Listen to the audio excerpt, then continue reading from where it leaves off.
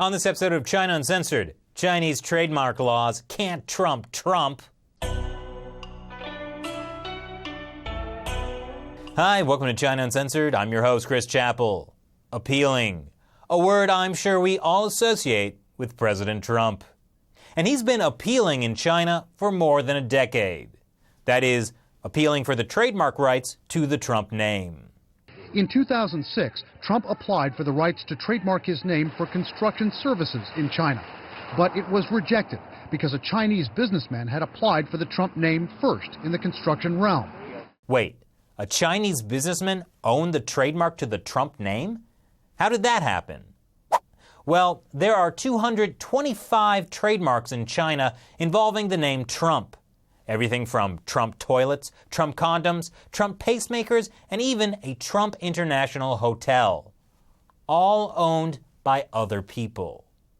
This is especially upsetting to the Trump Organization since their primary business model is putting Trump's name on stuff. Like buildings, and magazines, and steaks, and chocolate, and vodka. You know, the usual. Trademark laws in China are kind of like the Wild West. All is not what it seems. In the United States, trademark laws operate under a first-to-use system.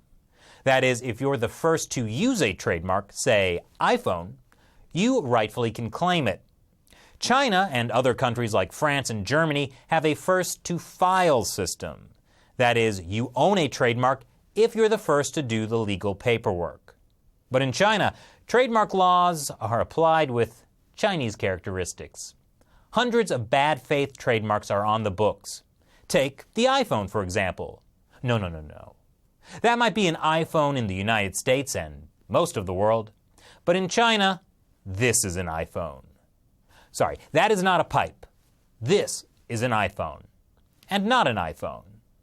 This happened because a leather goods manufacturer in China filed for the iPhone trademark in the, cheap leather bag category before Apple did. That means in China, these are iPhones.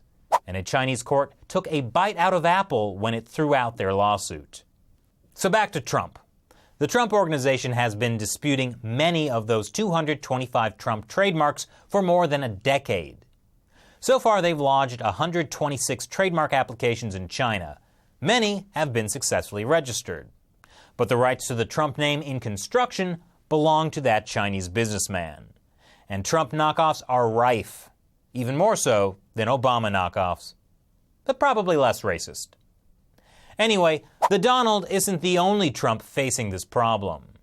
But now, Trump toilets, which are huge by the way, may be in trouble, as well as many other Trump knockoffs. Because in September, China's trademark office finally threw out that Chinese businessman's decade-long claim to the name.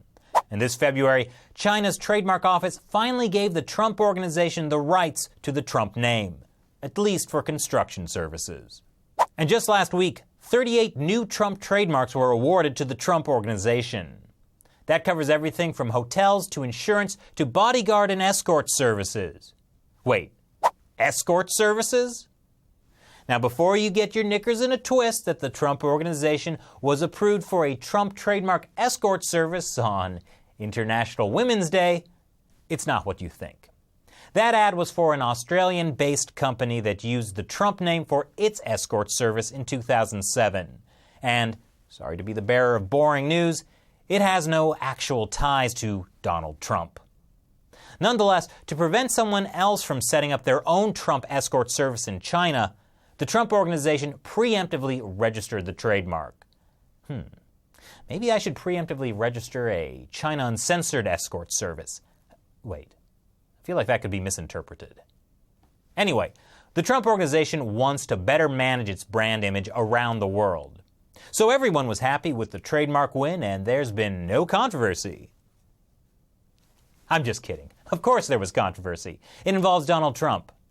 If you look up controversy in the Merriam-Webster dictionary, there's an image of him. Actually, that's not as far-fetched as it sounds. You see, the Chinese courts are controlled by the Chinese Communist Party. So the decision to grant the Trump Organization trademark rights after 10 years had to have come from high up. But ethics critics say it could look like China gave Trump something of great value and will want something in return. Some jump to the conclusion that Trump's trademark victories were a result of a phone call between President Trump and Chinese leader Xi Jinping just a week before. Hello, President Xi. Listen, America and China, a tremendous relationship, the best relationship, if I get my stuff back. But there's another possible explanation, too. It seems like some attempts at trademark reform might actually be happening in China. In January, the Supreme People's Court released guidelines that prohibited trademarks from names of public figures in fields such as politics and culture. Since President Trump is a former businessman, there's also the issue of trust, a word I'm sure we all associate with President Trump. Namely, the trust that he set up to give control over his business empire to his sons. What are the specifics of the trust, and how much control does President Trump have? Well, they didn't give details, but hey, they don't call it a trust for nothing. Legally speaking, Donald Trump isn't supposed to have influence over it until he leaves office. So it's unlikely that he actually asked Xi to give his stuff back. And realistically, the trademark win for the Trump organization has been a decade in the making, and probably would have been granted a long time ago if the Chinese court system weren't so unfair to foreign companies. However, it's possible that the Communist Party is pushing this forward to try to get influence over Trump. After all, that kind of tit for tat is how business is done in China. But don't panic, because even if the party intended to grant the trademarks as a favor that Trump would then feel obligated to repay, come on. Trump's not going to feel obligated to repay them. He'd probably think that the Chinese officials are just finally showing him the respect that he deserves for his strong leadership. Major backfire. What it does mean, though, is I got a file for the trademark to China Uncensored toilets.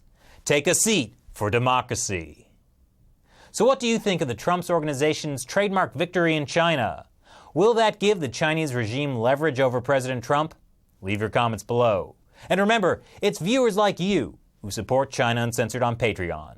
If you can, consider making a contribution. The link is below. Once again, I'm your host, Chris Chappell. See you next time.